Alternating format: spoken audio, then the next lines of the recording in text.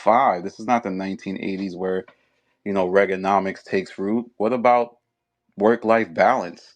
Nobody's talking about that, and I think that's something that's going unsaid here. Danny, let me chime in. You explain to me what kind of work-life balance the Joe Budden Network gives its independent contractors. You tell me. Tell me I if think I think they you hold guys on, use hold that. on. We I'm work gonna let two you days a finish, but week. I hope you're ready. Okay, stop. We work 2 days a week, and then the rest of the week is 5 days of freedom to do anything that you want to do in the universe. What kind of Well, work-life balance is Well, that? well, there it is. There you have it. So They, you got your they got files. they got him. you hear that? Wow. So it makes no sense for Ish not to be talking on the pod then. Yo, I hate these niggas. Yo, when they What? start working together, you just gotta mute up. Come We on, got Anything him. you say can be used on YouTube. If it's that sweet, Ian, right? If it's that sweet, these niggas should be Oh, potting You know what's every they're funny day. going is crazy. is is and that then con- start telling the truth. He start. So this is how it's about network. Yo, Joe, chill out, yo. Like, why niggas is taking out? Like, why niggas taking off, Like it's Ian? like Like, seven why niggas days. is You taking only off? supposed to do 2. that's gonna be the start of my video 7 months from now. That's That's Yeah. you know what the truth is, Joe. Even if we told them absolutely every single thing they're asking, it still wouldn't be enough. Yeah, Gaslighting. facts. Stop. Yeah, don't do that to us.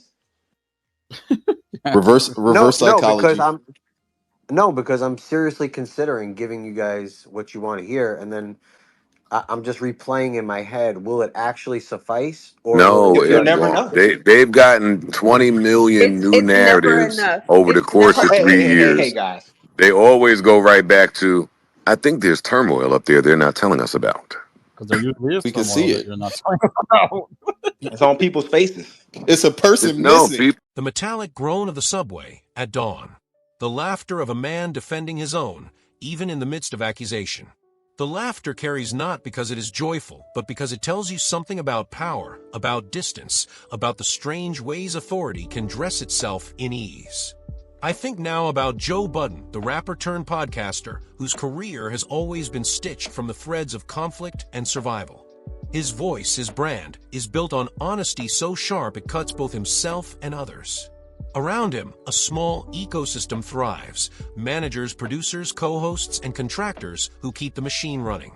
In this latest moment, when accusations of toxicity in the workplace reached the ears of fans, it was not Budden who first answered. It was his manager Ian stepping into the digital square of Twitter Spaces, trying to explain, trying to contain. The questions posed were not new ones. They were as old as labor itself. What is owed between worker and employer? What is the balance between freedom and exploitation?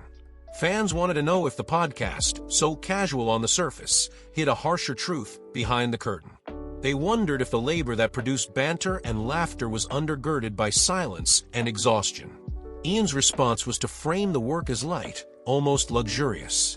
He spoke of schedules that allowed ample time away, of obligations that seemed small in number. In his telling, the work was hardly work at all.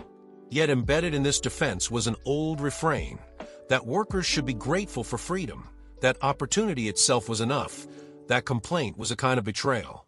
The myth of freedom has long shadowed black labor in America.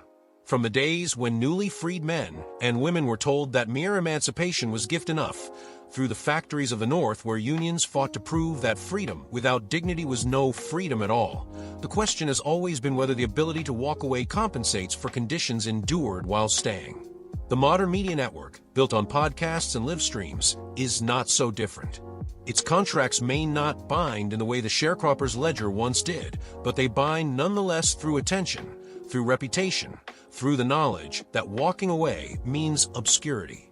Workers in this field are not just employees, they are brands themselves, tasked with cultivating persona and loyalty. To leave is not only to lose income, but to lose the audience that has become currency. And so when Ian framed the work as light, he was not wrong in the literal sense. The hours may not equal those of a factory shift, but the weight of performance is not measured in time. Is measured in the constant pressure to be available, to be entertaining, to live one's life in ways that can be converted into content. When Budden himself arrived, he did not come as the stern boss defending his operation. He came with laughter. That laughter was not accidental. It was both shield and signal. It told the fans that he was not shaken, that their accusations could not pierce him. It told Ian that his defense was appreciated, that loyalty would be rewarded with humor. But laughter in such moments does not erase the accusation. It amplifies it. For to laugh in the face of scrutiny is to remind everyone of where power lies. The boss can laugh. The worker cannot. The boss can find joy even in critique. The worker lives inside the critique. What unfolded in that Twitter space was not just conversation, it was theater. Fans played the role of watchdogs, raising concerns in the absence of formal unions or regulators. Ian played the role of mediator, explaining away concerns, reframing criticism as misunderstanding. Budden played the role of charismatic leader, above the fray, his laughter turning potential scandal into performance. In the absence of traditional structures of accountability, this theater has become the norm. Digital creators are answerable not to boards or inspectors, but to their audiences. And audiences, fragmented and parasocial, are fickle overseers. They demand transparency, but they also crave entertainment. They punish silence, but they rarely reward honesty. I think about how this echoes older dynamics. In the 1980s, as Ian himself referenced, there was a rush to discuss ergonomics, work-life balance, the dangers of burnout. These were conversations born of a moment when labor still had some collective power, when workers believed they could negotiate for dignity. But in the precarious world of digital media, those gains feel distant. Here, the nostalgia for balance collides with the reality of hustle. Podcasters, streamers, influencers, these are workers in industries with no pensions, no protections, no guarantees. The promise of freedom often masks the absence of security. And so when fans ask about toxicity, they are not only asking about conditions behind one show. They are asking about the very structure of this new economy, about whether the future of creative labor will be sustainable or merely another chapter in exploitation disguised as opportunity. There is also something uniquely intimate about these disputes. Unlike traditional media, where producers remain faceless and distant, in the podcast world the lines blur. Managers, co-hosts, producers, and even fans occupy the same digital spaces. They argue in public, laugh in public, reconcile in public. This intimacy intensifies every conflict. A dispute over working hours becomes a question of friendship. A disagreement about compensation becomes a referendum on loyalty. Accusations of toxicity strike not only at management, but at the very relationships that make the show work. Budden's laughter, in this sense, was also intimacy. It was the laughter of someone reminding his circle that they are family, that criticism can be brushed aside because the bond is deeper. But intimacy is not immunity. Families, too, can wound. There is a deeper layer here, too. Black media figures like Budden carry the burden of representation. Every accusation of toxicity, every story of mistreatment, risks being read not only as personal failure, but as communal failure. This burden is unfair, yet it persists. And so Budden's laughter may also have been a refusal to shoulder it, a way of saying, I will not let my name become shorthand for dysfunction.